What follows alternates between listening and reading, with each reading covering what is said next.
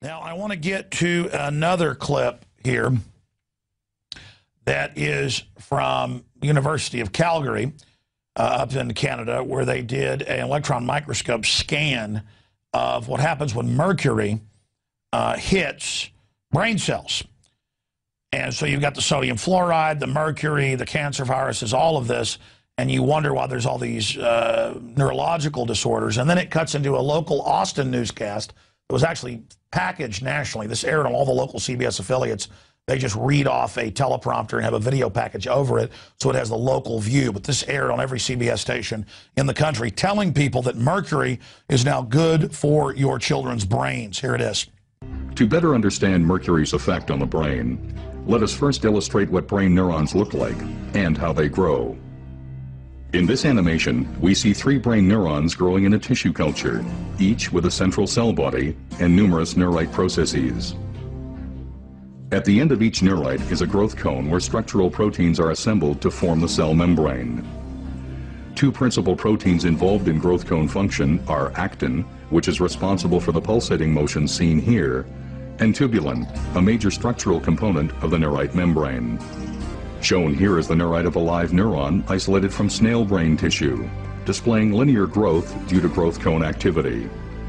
It is important to note that growth cones in all animal species, ranging from snails to humans, have identical structural and behavioral characteristics and use proteins of virtually identical composition. In this experiment, neurons also isolated from snail brain tissue were grown in culture for several days, after which very low concentrations of mercury were added to the culture medium for 20 minutes.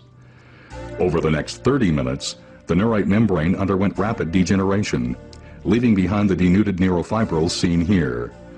In contrast, other heavy metals added at this same concentration, such as aluminum, lead, cadmium, and manganese, did not produce this effect.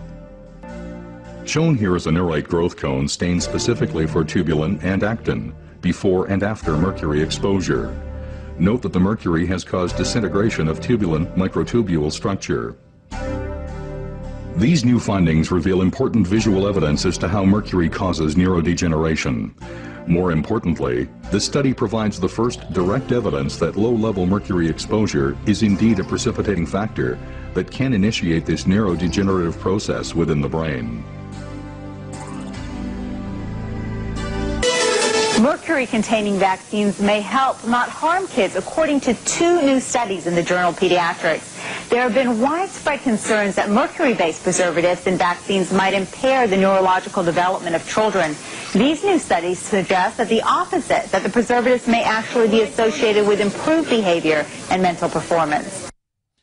So mercury literally annihilates brain cells like no other heavy metal in microscopic amounts, much lower than what they're injecting into kids.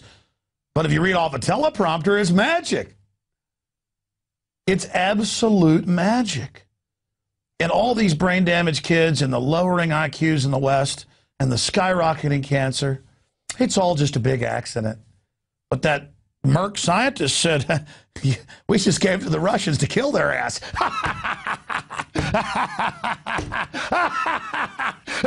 It's so much fun. Trust the government. They love you now, and you know they do. I shouldn't get upset, should I?